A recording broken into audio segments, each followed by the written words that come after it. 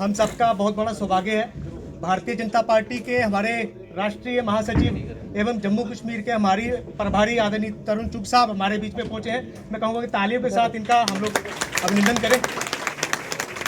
और उनके साथ जनता पार्टी के हमारे प्रदेश के महासचिव डॉक्टर मन्याल साहब, समय समय पर हमें इनका मार्गदर्शन मिलता है, आज वो भी हमारे बीच में है। आदरणीय बहुत ही सीनियर हमारे एडवोकेट सुनील सेठी साहब, जो हमारे हमारे संयोजक भी हैं, वो हमारे बीच में हैं। तो आज का जितने भी हमारे प्रेस के लोग हैं, सबको सबसे पहले तो मैं आपका बहुत बहुत अभिनंदन करता हूं, बहुत बहुत आप लोगों का बहुत बहुत स्वागत करता हूं। आज का जो प्रेस वार्ता जो करने का मुख्य जो कारण था, मैं आपको ज़रूर बताना चाहूँगा कि भारतीय जनता पार्टी और जम्मू लोकसभा की अलग अलग मीटिंग्स, चुनावी सभाएं, पब्लिक कार्यक्रम्स कर रहा हूं। और मैंने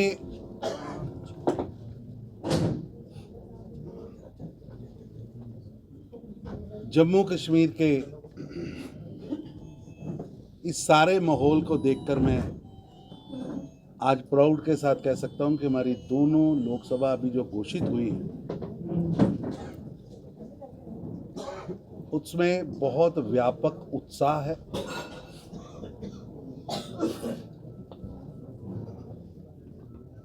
कार्यकर्ता तो ढोल धमाके के साथ लगा ही है, जनता भी खुलकर आशीर्वाद देने के लिए निकली है। और जनता के मन में वो कश्मीर से लेकर कन्याकुमारी तक, कच्छ से लेकर गुवाहाटी तक केवल एक ही बात है, फिर एक बार मोदी सरकार और अब की बार 400 पार।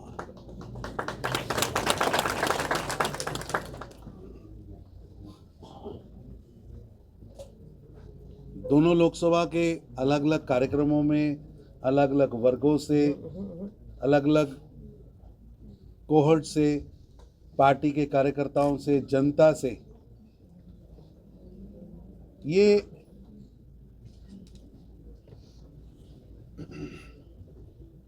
लोगों के मन में बड़ा स्पष्ट है कि देश में एक तरफ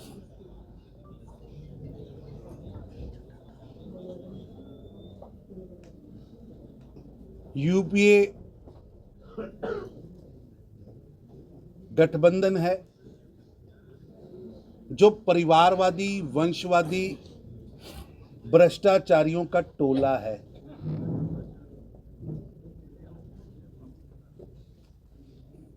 जिनके सोच का दायरा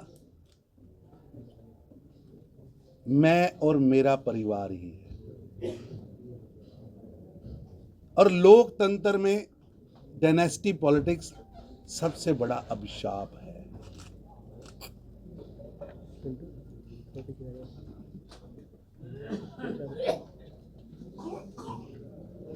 देश की जनता इस यूपीए गठबंधन को, उनके नेताओं से हेट करती है, घृणा करती है। और ये सभी नेता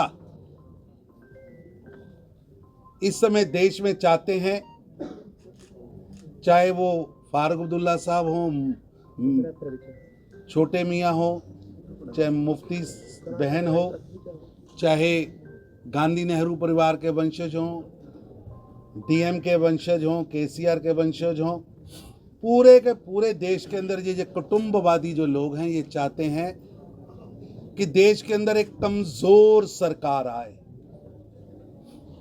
क्योंकि यहां 18 उम्मीदवार पहले ही प्रधानमंत्री बनना चाहते हैं। ये चाहते हैं देश के अंदर कमजोर सरकार आए, लंगड़ी सरकार आए। पर देश की 140 करोड़ जनता ने तय किया है कि नरेंद्र मोदी जी के नेतृत्व में तगड़ी सरकार आए। ये चुनाव लंगड़ी और तगड़ी के बीच में है। ये चुनाव वंशवादियों और लोकतंत्रवादियों में है। ये चुनाव भ्रष्टाचारियों और विकासवादियों में है। ये चुनाव मैं, मेरा बेटा, मेरी बेटी, मेरा परिवार मानने वाले नेताओं और देश को अपना परिवार मानने वाले मोदी के बीच में है। चुनाव आयोग चुनाव घोषित कर रहा है, उसका स्वागत है। देश के अंदर हमारा चुनाव आयोग बड़ा ही एक सम्माननीय, विश्वसनीय और पूरे विश्व में विख्यात चुनाव आयोग है। जो भी डेट्स, जो भी प्रोग्राम, जो भी फेस वो घोषित करेंगे, हम उसका स्वागत करते हैं। और भारतीय जनता पार्टी का एक एक कार्यकर्ता इस चुनाव को एक उत्सव की तरह देश को आगे ले जाने के लिए, विकसित भारत के संकल्प को पूरा करने के लिए निकला है। और ये वोट जिन्होंने भारत को जंजीरों में जकड़ के रखा, जिन्होंने जम्मू कश्मीर को 370 और 35A की जंजीरों में जकड़ के रखा, उनके मध्य और जंजीरें तोड़ने वाले, 370 और 35A के कलंक से मुक्ति दिलाने वाले नरेंद्र मोदी के बीच में है। एक तरफ अब्दुल्ला, मुफ्ती और गांधी नेहरू वंश के लोग हैं, वो उन्हें जवाब देना होगा जनता को कि वो 370 रखना चाहते हैं। 35 रखने के लिए वो उनकी पार्टी का स्टैंड है। हमारा स्टैंड स्पष्ट है, 370 और 35 से मुक्ति। ये चुनाव टोटली इसके बीच में है कि 370 के हक में कौन है और 370 के खिलाफ कौन है। और जम्मू कश्मीर की जनता इन 3 परिवारों से मुक्ति चाहती है। अभी हालिया दिनों में पीएम मैं कंप्लीट कर लूं। 3 परिवारों से मुक्ति चाहती है। और देश के अंदर आज बिल्कुल स्पष्ट है कि जिन लोगों ने 7 दशक लूट खसूट, भ्रष्टाचार, कट मनी और शट मनी के नाम पर सरकारें चलाई, 2004 से 14 देश के 12 लाख करोड़ रुपए की चोरी कैग कहती है। एक तरफ वो 10 साल का शासन है और एक तरफ नरेंद्र मोदी जी का 10 साल का शासन है। Zero tolerance on corruption. ये चुनाव बिटवीन जम्मू कश्मीर को टेररिज्म कैपिटल बनाने वाली पार्टियां, अब्दुल्ला, मुफ्ती, गांधी नेहरू की पार्टियां, गुपकार गठबंधन, जिन्होंने 90 के दशक में दहकते शोलों पर जम्मू कश्मीर को फेंक दिया था, जिन्होंने जम्मू कश्मीर के अंदर आजाद भारत में पहली बार अपने ही देश में लाखों लोगों का पलायन करवाया। वो जनवरी 1990 की रात कौन था मुख्यमंत्री जम्मू कश्मीर का? अब्दुल्ला साहब मुख्यमंत्री थे। मुफ्ती साहब देश के गृह मंत्री थे। जब कश्मीर में नारे लग रहे थे, कश्मीर बनेगा पाकिस्तान, कश्मीरी पंडितों के बिना, कश्मीरी पंडितानियों के साथ, कौन था मुख्यमंत्री? ये चुनाव जिन्होंने जम्मू कश्मीर को टेररिज्म कैपिटल बनाया, बदनाम किया, पत्थरबाज पैदा किए, AK-47 वालों को नायक बनाया, बम, गोलियां, हड़ताल, कर्फ्यू जिन्होंने जम्मू कश्मीर को दिया, उनके मध्य और जम्मू कश्मीर को टूरिज्म कैपिटल बनाने वाले नरेंद्र मोदी, शांति देने वाले नरेंद्र मोदी, विकास देने वाले नरेंद्र मोदी, विश्वास देने वाले नरेंद्र मोदी के मध्य है। क्योंकि साहब आप इसलिए चुनाव का खाका स्पष्ट हो चुका है, जनता का मन बन चुका है और यही मन पूरे देश में है। क्योंकि साहब अभी आपने पहले प्रेस कॉन्फ्रेंस शुरू करते जिक्र किया कि मैंने जम्मू के दो इस कॉन्स्टिट्यूंसी में अपना लोकसभा में घूमे हैं, चक्कर लगाया है और जहाँ का माहौल बड़ा अच्छा है। तो आपने ये भी महसूस किया कि जहाँ का माहौल, जहाँ के 7 साल से विधानसभा चुनाव नहीं हुए वो भी लोग करवा रहे हैं, उस बारे में क्या कहना चाहिए? ऐसा है कि मांग कर रहे हैं, और पार्टी मांग कर रही है। जो मांग कर रहे हैं मैं उनसे पूछना चाहता हूं आपके माध्यम से, आपके चैनल्स के माध्यम से, जब सारे देश में परिसमन हो रहा था तो जम्मू कश्मीर का परिसमन किसने रोक के रखा था? जब पूरे देश के अंदर एससी भाइयों को, एसटी भाइयों को, महिलाओं को देश में अधिकार मिल रहे थे तो किसने रोक के रखा था? किसने जम्मू कश्मीर के अंदर विकास को रोक के रखा था? अब यूटी बनने के बाद परिसमन हुआ है और परिसमन के बाद चुनाव आयोग चुनाव की घोषणाएं करेगा और निश्चित रूप से सुप्रीम कोर्ट ने कहा है सितंबर से पहले चुनाव विधानसभा के होंगे और भारतीय जनता पार्टी चुनाव आयोग के निर्णय का स्वागत करेगी। दूसरा सवाल है, अभी आपने कहा कि रामनलपा जी 3 परिवारों से मुक्ति चाहते हैं, ये नारा आपका 2019 में ऐसे भी था और तब 2014 में भी था और तब आपने फिर इसी परिवार के साथ महबूब मुफ्ती के साथ सरकार बनाई थी। क्या दोबारा भविष्य में इस तरह का हो सकता है जिस तरह लेह में हिल काउंसिल भी आपने बनाई थी? ऐसा है कि 3 परिवारों से मुक्ति जम्मू कश्मीर की जनता चाहती है।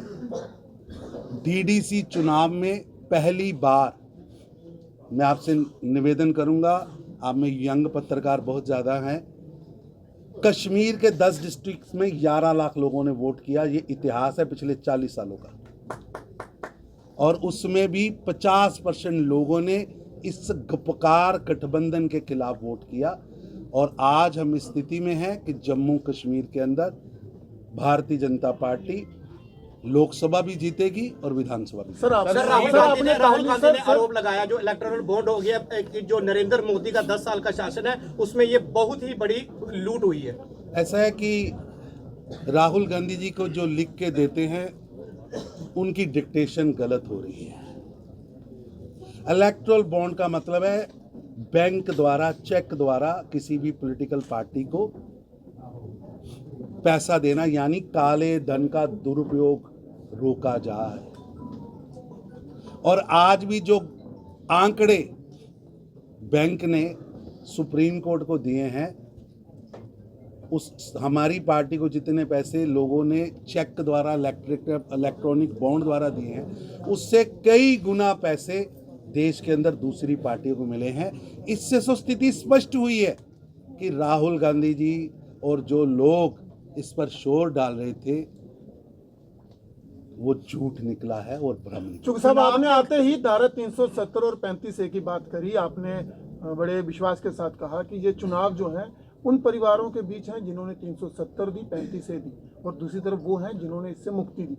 यह मामला खत्म हो चुका है, आपकी ही सरकार ने इसे तोड़ दिया है, केंद्र सुप्रीम कोर्ट ने इस पर मोहर लगा के आपके फैसले को भी सही बताया। तो आपको नहीं लगता कि आप अब फिर पुराने मुद्दों को जो है वो यहाँ पर हवा देके चुनावी सियासत जो है वो कर रहे हैं? बहुत अच्छा प्रश्न आपने किया। यही प्रश्न आप फारूक अब्दुल्ला साहब से पूछिएगा जब वो यहाँ आए या अपने श्रीनगर के कॉरेस्पोंडेंट्स कहिएगा, वो पूछें कि क्या आज भी उनके घोषणा पत्र में 370 और 35 लाना है? क्या गुपकार गठबंधन का, जो गुपकार अलायंस का जो नोट उन्होंने पहला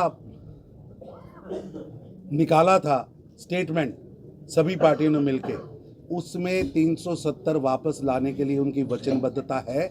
मैंने अपना स्टैंड तो स्पष्ट किया है। नहीं सर, स्टैंड तो पहले भी स्पष्ट था ना जब आपने मेरे भाई मेरा स्टैंड स्पष्ट है। 370 पर उनका क्या स्टैंड है वो पूछो जा। सर वो तो उनके जब वो आएंगे तो उनसे पूछा जाएगा, लेकिन आपने इस मुद्दे से शुरुआत कई पत्रकार वार्ता की कि हम ये चुनाव जो है वो उनके बीच में जिन्होंने बचाई, जिन्होंने लाई और जिन्होंने तोड़ी, जबकि ये टूट चुकी है। आपकी पार्टी ने ही इसको खत्म किया है, सुप्रीम कोर्ट ने भी आपकी पार्टी के निर्णय को सही करार देते हुए खत्म कर दिया। तो फिर आपको नहीं लगता कि दोबारा पुराने मुद्दों पर आप जो है वो 2024 के चुनाव मित्र, जो है वो थोड़ी लड़ने सी- उतर रहे थोड़ी- हूँ मैदान थोड़ी सी में, मित्र- जो 2014 में थे, 2019 में थे। थोड़ी सी मित्र आप एक्सरसाइज ज़्यादा करिए।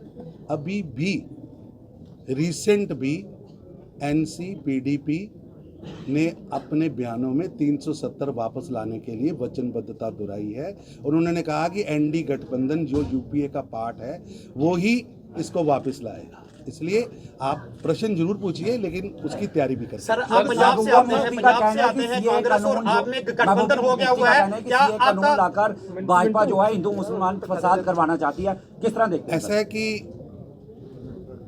स्पष्ट किया जा चुका है, ये सीए किसी को नागरिकता छीनने के लिए नहीं, नागरिकता देने के लिए लाया गया है। और मैं इन तीनों दलों को, क्योंकि ये तीनों दल यहाँ इस पर भ्रम पैदा कर रहे हैं, घुसपैठिए और शरणार्थियों में फर्क होता है। महबूबा जी, रोहिंग्या आए तो आप गले लगाओ, घुसपैठिए आए तो रेड कारपेट बिछाओ, यासीन मलिक को रेड कारपेट बिछा के दिल्ली में डिसाइड करने के लिए बुलाओ, जो ये कहे कि मैंने इतने कश्मीरी पंडित मारे, और एक प्रेस स्टेटमेंट भी में कहे और एक बड़े कार्यक्रम में भी कहे।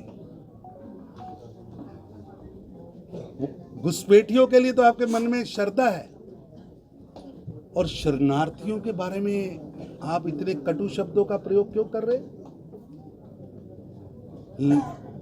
नेहरू लियाकत समझौता जो 1950 के दशक में देश की आज़ादी के बाद हुआ था, जिसमें दोनों देशों की सरकारों ने कमिटमेंट की थी, जिसमें ये कमिटमेंट की थी लिखत कि पाकिस्तान में बैठे 28% हिंदू, सिख, ईसाई, पारसी, जैन और बुद्ध, उनकी सुरक्षा दोनों सरकारों की जिम्मेवारी होगी। लेकिन 7 दशक में वो 28% से 22 से 2% पहुंच गए। सबसे बड़े गुरुद्वारे के ग्रंथी की बेटी को दिन दिहाड़े उठा के ले गए, मंदिरों के अंदर ताले लग गए, और वहां रहने वाली जनसंख्या यहाँ तो बलात्कार के डर से, अत्याचार के डर से, हत्याओं के डर से, और जबरन धर्म परिवर्तन हो गया। जो लोग नेहरू लियाकत समझौता 2 देशों के प्रधानमंत्रियों के बीच में था, आप उसको भूल गए। चौक साहब, मेरा आखिरी सवाल है, आप भूल गए। और आपको आज एक लीडर खड़ा होकर कहता है कि शरणार्थी आ जाएंगे तो जेब काटेंगे, चोरी करेंगे। मैं पूछना चाहता हूं इसी गठबंधन के नेताओं से, जो उसी गठबंधन में हैं, कि पीओजेके के लोग कश्मीर के दूसरे हिस्से से आए, आपने उन्हें श्रीनगर में बसने नहीं दिया। वो हिंदू, सिख परिवार, वो मुस्लिम परिवार आके जम्मू में बसे। क्या वो जेब कतरे हैं? आप उनका अपमान नहीं कर रहे? क्या कश्मीरी पंडित 90 के दशक से वहां से विस्थापित होके आए, क्या वो जेब कतरे हैं जिनको अपने ही देश में शरणार्थी बन के रहना पड़ रहा है? साहब, ये सब जानते हैं, सबको पता है। मेरा आखिरी आप उनको बताइए कि जो सबको पता है। नहीं, मेरा आखिरी सवाल धन्यवाद। सर, पुराने मुद्दों पर बात मेरा आखिरी सवाल है कि भारतीय जनता पार्टी महिलाओं के सशक्तिकरण के बड़े दावे कर रही है, और लोकसभा में 33% बिल भी पास हो गया है। क्या इस लोकसभा चुनाव में कोई 6 सीटों में से कोई महिला को सीट दी जा रही है? उसकी शुरुआत करें प्रैक्टिकली। भारतीय जनता पार्टी वो पार्टी है जिन्होंने देश के अंदर पहली बार सेना में महिलाएं जाएं, उनको कमीशन्ड किया है। भारतीय जनता पार्टी वो पार्टी है जिसने देश की महिलाएं सुरक्षा बलों में जाएं, उसको सुनिश्चित किया है। बेटी पैदा होने से लेकर बेटी नौकरी तक लगे, उसको सुनिश्चित किया और उसकी स्कीमें बनाई। देश के अंदर 10 करोड़ इज्जत घर यानी देश की 30 करोड़ बहनों को सम्मान दिया है। और भारतीय जनता पार्टी की हर लिस्ट में महिलाओं की घोषणा होती है, मैं आपको प्रेस नोट भेजूंगा, आप उसको देखिए। सर आप अकाली दल के साथ होगा और आम आदमी दोनों सर पुरानी बातें कही हैं, सवाल कई सारे बचे हुए हैं। लाए जा रहे हैं। भारत माता की जय।